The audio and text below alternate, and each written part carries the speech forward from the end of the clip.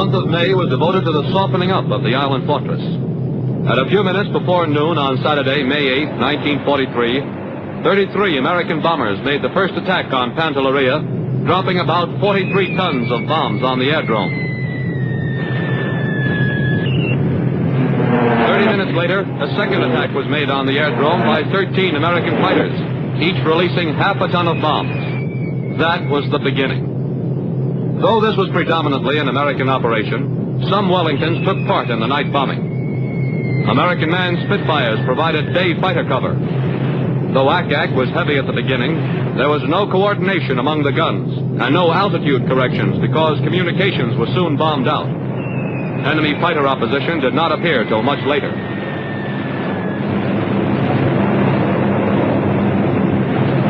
Day after day, in steady succession, came the heavy, medium, and light bombers, blasting the coastal guns, the fort, and the towns of Pantelleria. As the saturation approached its climax, whatever could fly took to the air. Fighter groups moved up to the Tunis and Bizerti area. P-40s ferried 500-pound bombs, and P-38s ferried 1-ton bombs, and went back for more. Congestion was so great on the 10th of June and the morning of the 11th that aircraft had to wait their turn to get over the targets.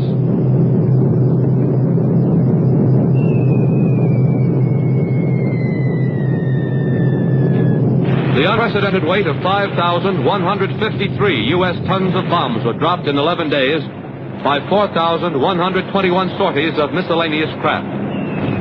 In the last 24 hours, at least 4 times the weight of bombs were dropped on Pantelleria as were ever dropped in a comparable period on London at the height of the Blitz.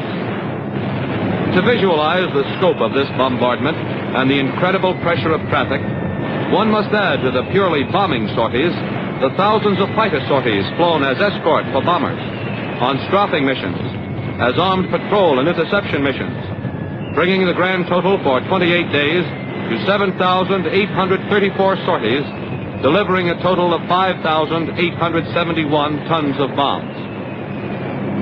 On the fateful morning of June 11, the smoke from rubble and brush fires over the island was so dense that bombardiers could no longer find their targets. Some returned with their bomb loads, and others were diverted to the island of Lampedusa. Failure or success of Air Power's experiment lay concealed beneath the pall of smoke.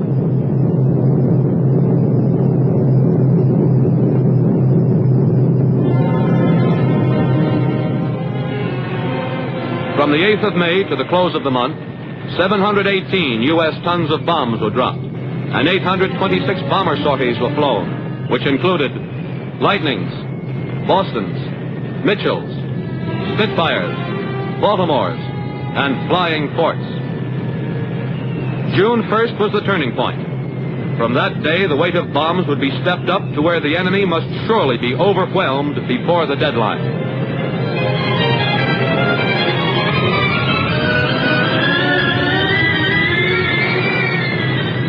The curve of sorties and bomb loads rose so sharply that on June 10th, 1,108 sorties were flown and 1,477 tons of bombs dropped.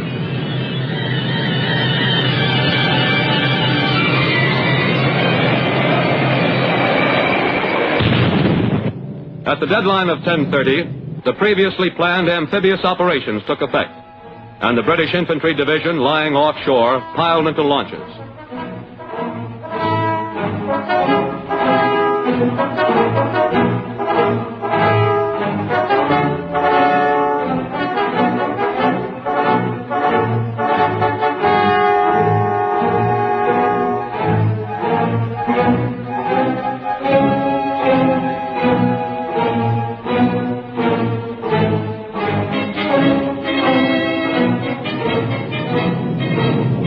To crews that flew over the Spadillo Aerodrome and to General Eisenhower on the deck of the British cruiser Aurora fell the distinction of spotting the white flag of surrender on aerodrome and harbor installations.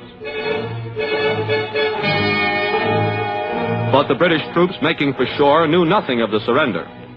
Traversing that 8 miles of water, they could not know that their mission was only to occupy that which air power had already wrested from the enemy. Pantelleria was taken.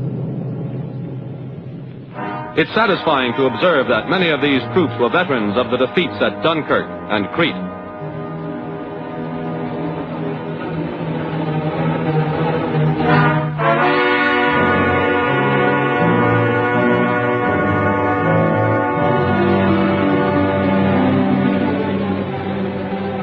Occupation of the island revealed that the garrison's means of resistance were not completely destroyed. There was food, water, and ammunition in some quantities. But the havoc wrought by bombings so disrupted the island's communication and distribution systems that isolated units suffered hunger, thirst, and lack of supplies. That which suffered complete and utter destruction was the will to continue.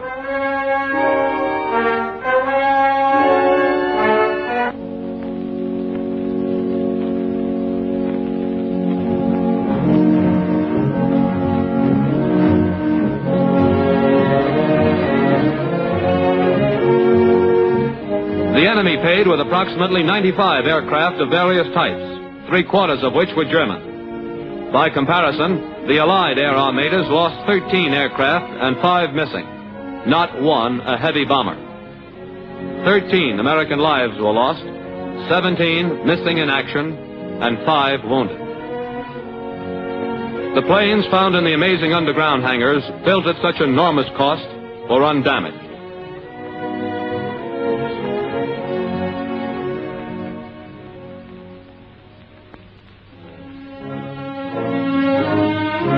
$11,121 prisoners fell to the Allies, of which only 89 were German.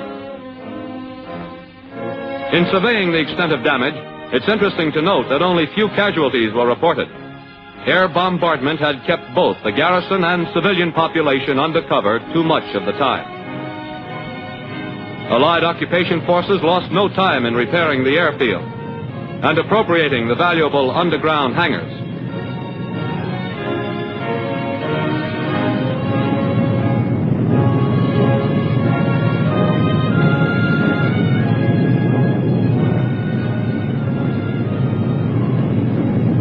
The enemy himself furnished good evidence of the importance of Pantelleria in Mediterranean strategy. 4 days after the Allied occupation of the island, on the morning and afternoon of June 15th, Stukas and Me-109s came to bomb Allied craft landing supplies in the harbor.